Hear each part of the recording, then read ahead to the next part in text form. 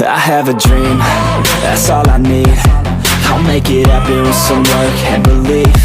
Know what I want, so I'll take it on.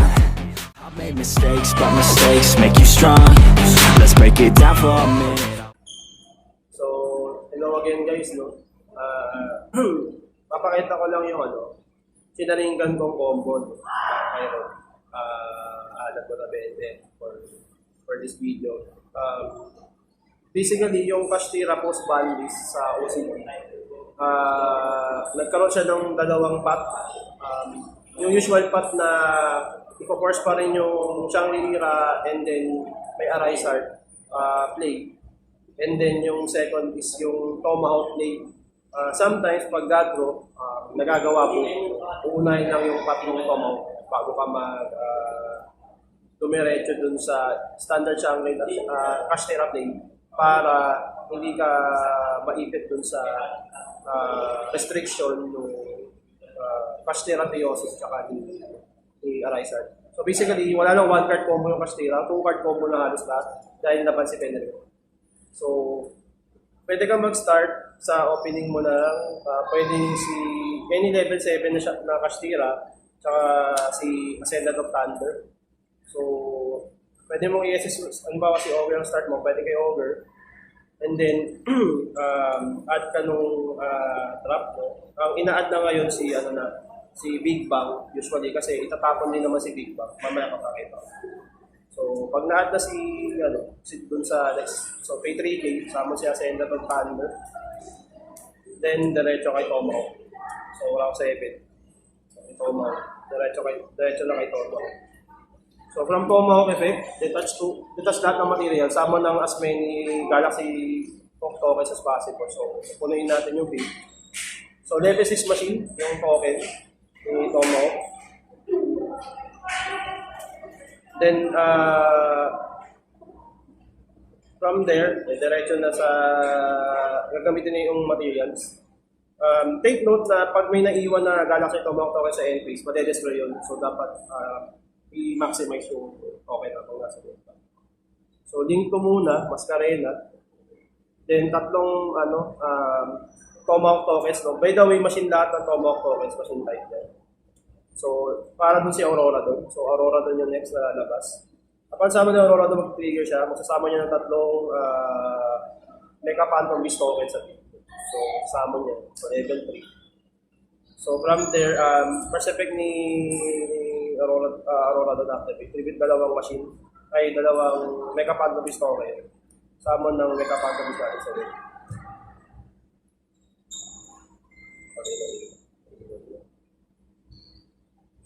Summon si Olayon. Olayon, saka isang level 3 na token ng Aurora doon. So level 5. Synchron dyan, synchron. Then, effect ni Aurora doon. Ni Olayon muna, summon na sa pang-token na pa level. Then, trigger effect, cost, tapon ng synchron monster from the graveyard. Then, either plus or minus level. So, magma-minus level siya, so magiging level 4 si Accent Synchron. So, na si Accent Synchron. So, 6 plus 4. So, Baron.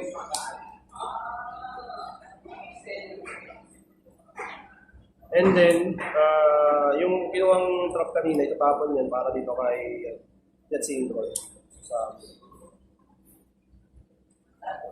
So, level 3 tsaka level 1 Synchron. Diretso dito kay Arclight. So, basically, ito yung card combo, no? Pagka isang 7 lang yung magagawa mo, no? Sa isang 7, yung endboard mo, it's tatlong disruption. So, di 4. Dalawang negate, may anti-graveyard din from deck or hand from monster. Then, pagdating ng turn ng opponent, pag tinry nilang i-battle si Arclight o kaya si Mascarena, before end of main phase, pwede mong papunta Legal Knight. Worst case scenario, pag unaffected yung master ng opponent, pwede mong ilabas ibig sa Legal Knight, si Saros. So yun yung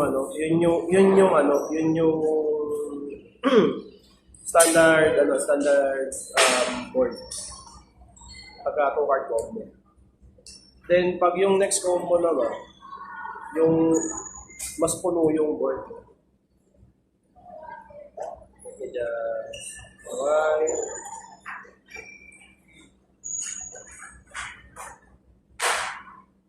Assuming yung may hawak ka ng hawak ko na yung lead spell.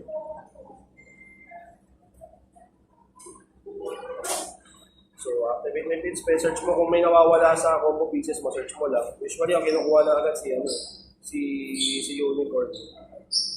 So, summon Unicorn.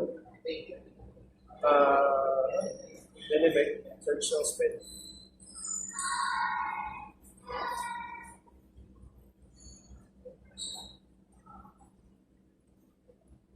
Search yung continuous nila bird.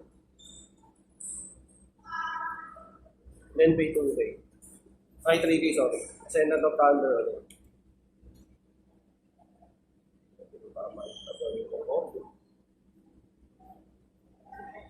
So, ganun ulit. Combo out ulit. So, detach ko. Same as yung combo 1 kanina. Summon ka ulit na maraming tokens.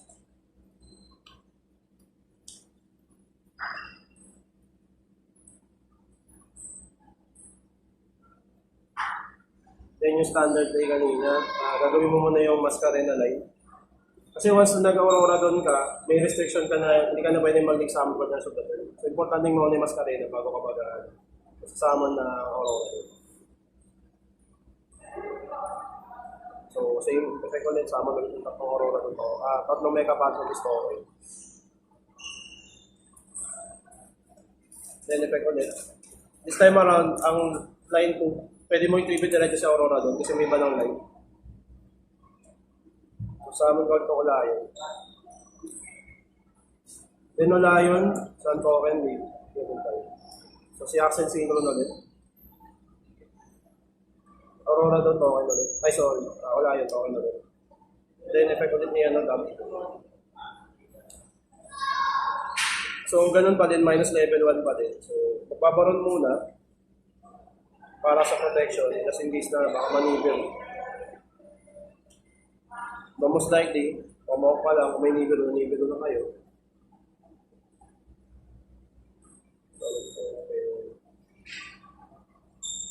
Then activate na natin yung field kanina, ay yung sinerge natin kanina na bird galing kay Unicorn. Then normal. Wala pa normal summon this time. So normal si Ogre, kung hawak si Ogre, then effect. Search natin yung trap ulit.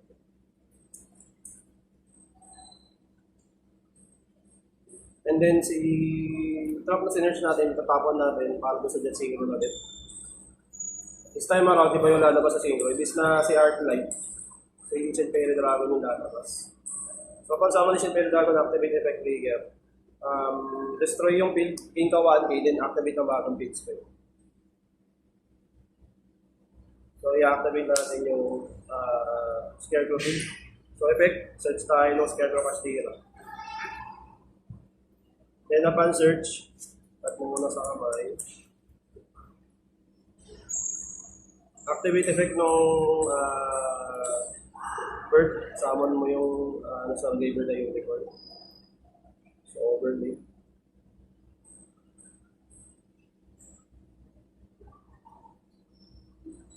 So, Shangri-La lalabas.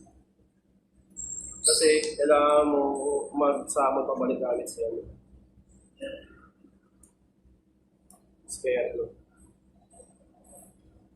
So, pagkasama ng Scarecrow effect, mabalik ka ng isa. Then, pwede mo na yun i-diretso na punta kayo, So, pwede kang mag-banish isa sa extra tech ng kalaban, then i-trigger yung lock zone. So, hanggang dalawang lock zone, so chaining 1 ko yun, sisibasa ng isa.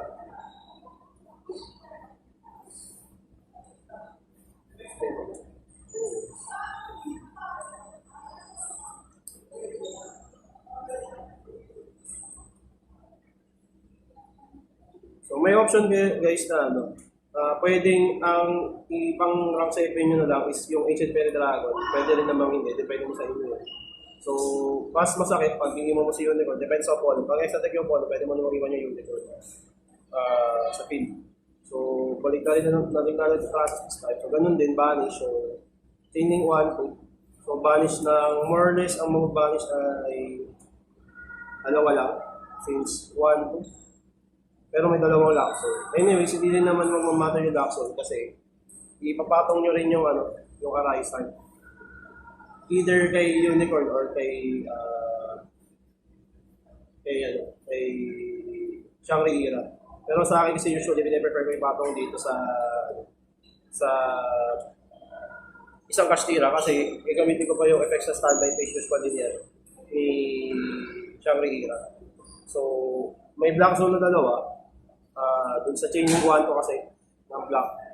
Kada kasi may nababasa sa face na nagpa-block ng zone si nagpa-block ng zone si Shangri-Ira. So by next standby phase ng opponent, kung wala siyang i-response, pwede magsama ulit siya. So usually nasasama na rito si so mag-trigger ulit yan, mag-min ulit yan ng tatlo. Most likely banish na since may face up ka ng ganito. Kaka-material agad ulit ng isa. So if ever may gagawin yung opponent mo, meron ka pa rin titirang disruptions which is dalawa. Actually magiging tatlo. Pag nag-resolve na si Mascareno or si Baron. Most likely mag-banish ulit.